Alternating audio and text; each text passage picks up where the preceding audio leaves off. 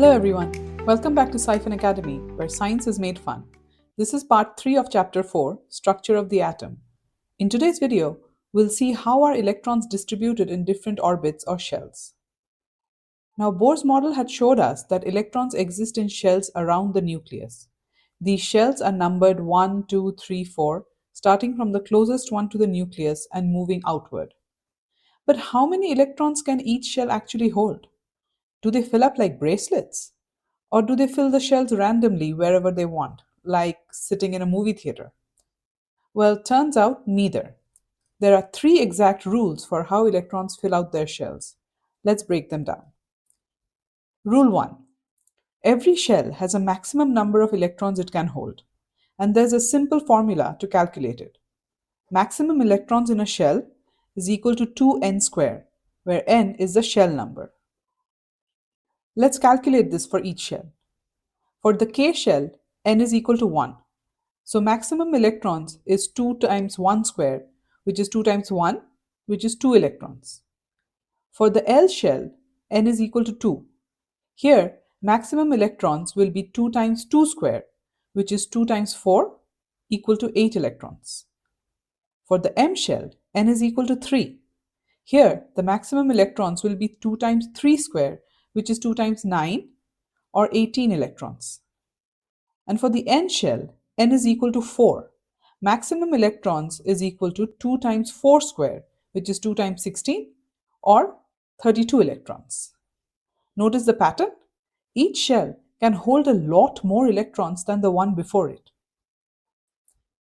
Rule number 2. The outermost shell of any atom can never hold anything more than 8 electrons. So even if a shell is mathematically capable of holding 18 or 32 electrons, if it happens to be the outermost shell, it stops filling at 8. This number 8 is important. We'll come back to it when we talk about valency in the next video. Rule number 3. Electrons cannot start filling an outer shell unless the inner shell is already completely full. So the K shell fills up first, all the way to 2 electrons. Only after that is full does the L shell start filling. And only after L is full does M start. There's no skipping ahead. Inner shells always get priority. This scheme of filling electrons into shells was given by Bohr and Bury. Okay, let's apply these rules with an actual element. Let's start with carbon. Carbon has 6 electrons. K shell, or n equal to 1, can only accommodate 2. So K shell gets 2 electrons. It's full. We have 4 electrons left. They go into the L shell. The L shell's maximum is 8. So L gets the remaining 4 electrons. The electronic configuration for carbon therefore becomes K is equal to 2, L is equal to 4. Let's try one more. Sodium. This one has 11 electrons. K shell, like always, fills first, maximum 2 electrons. K shell is full. We have 9 electrons remaining. L shell's maximum is 8. So L shell takes 8 electrons. L shell is now full. We still have 1 electron left. This goes into the M shell. So sodium's electronic configuration is K is equal to 2, L is equal to 8, M is equal to 1. Okay, now it's your turn.